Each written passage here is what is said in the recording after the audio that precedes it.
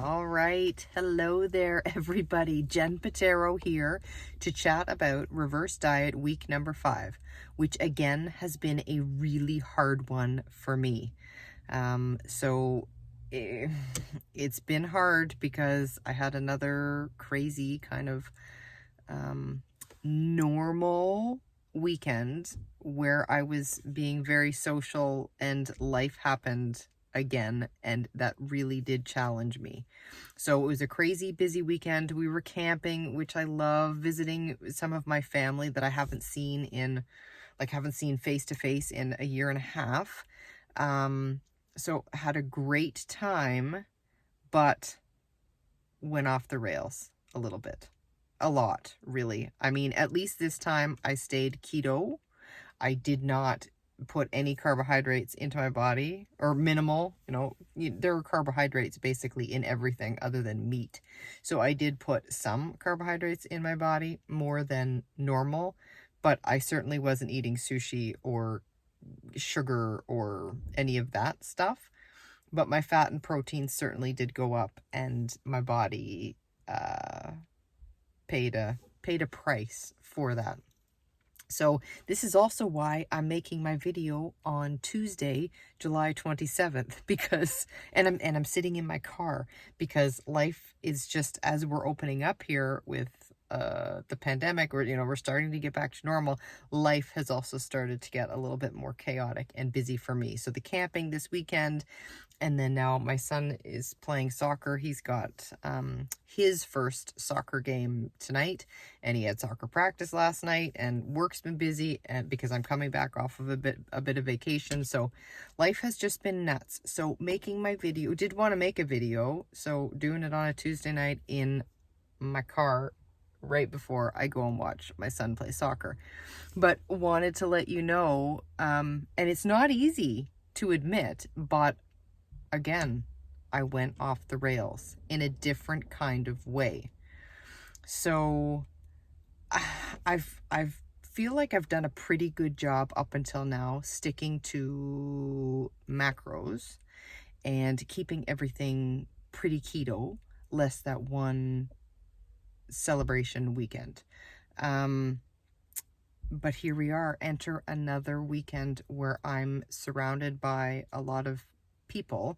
There's a lot going on, and when you're social like that, everything just seems to revolve around food and alcohol.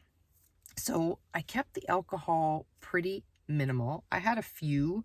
I think on Saturday I maybe had 3 vodka soda. Otherwise, that was it. I was just drinking my flavored sparkling water.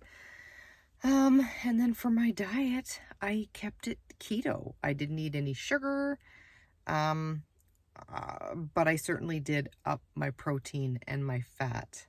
And because my calories are still restricted, my body just wants to hold on to anything extra that I give it, which is a bit of a problem, especially when I'm trying to prepare for another competition in November, and why it's so important for me to just gradually increase my fat and my protein to do a proper reverse diet out of this.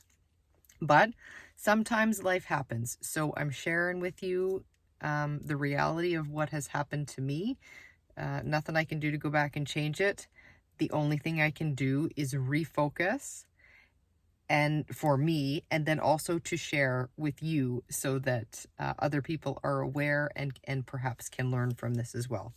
So as a bit of a reminder, my macros last week were 150 grams of fat, 130 grams of protein, and total caloric intake was 1910.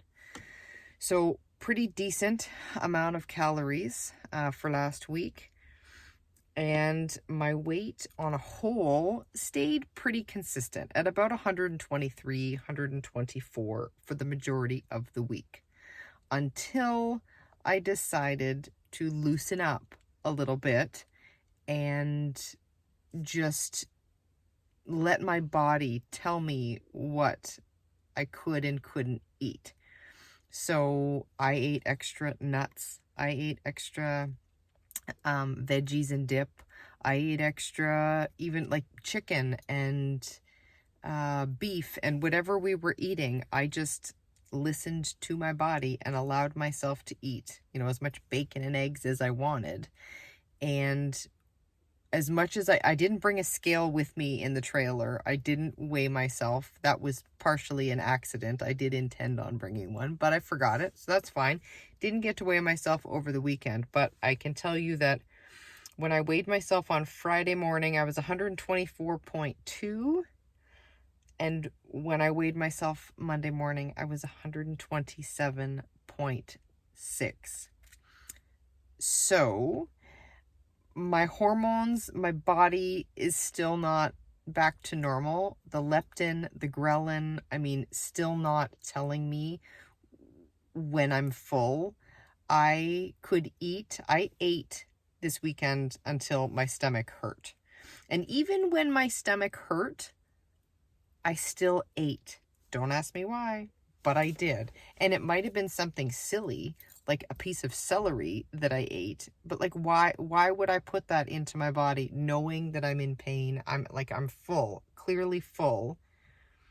Yet it's a social setting, and like I say, everything revolves around food and drinks, and yeah, I just kept eating to a point of pain, and then I regretted it in the morning. So then what do? Then I exercise. So Saturday was supposed to be my rest day. I ran 7 kilometers. Sunday was supposed to be an optional workout kind of a day, which I did do once I got home, but I also woke up Sunday morning, felt so guilty, ran 5 kilometers to try and burn off the additional fat that I had put into my body. Did it? It may have helped me burn some off of my body. It may have, but it also may have made me even more hungry, because then my body says, okay, you're expending all of these calories. Now we need you to add more. We need more nutrition to supplement, just because my body's still not at a perfect equilibrium as far as energy expenditure and nutrition, like in versus out, is not balanced. So it's done some wonky things, and I'm certainly paying the price. And this is again why it is so important to properly reverse diet out of this and track your macros and stick to them, because your body, anything you put in after you're in a caloric deficit, anything you put in there, your body's just gonna hold on to. And the scale certainly reflects it. Even though my husband thinks I'm crazy, I feel it. I know that my body has changed as a result of this one weekend that I stayed keto, but I let loose. Anyways, in a normal world, this is not a big deal, not a huge deal. But the fact that I'm going to be entering another competition November 13th makes it a bit of a deal. So I most certainly am now back on track this week. So today, scale weight is down by half a pound. Today was 126.8. I've been really good today. I'm assuming tomorrow will be down again by another half a pound to a pound. But again, I'm behind where I would have been had I not had this oops and this blowout of a weekend.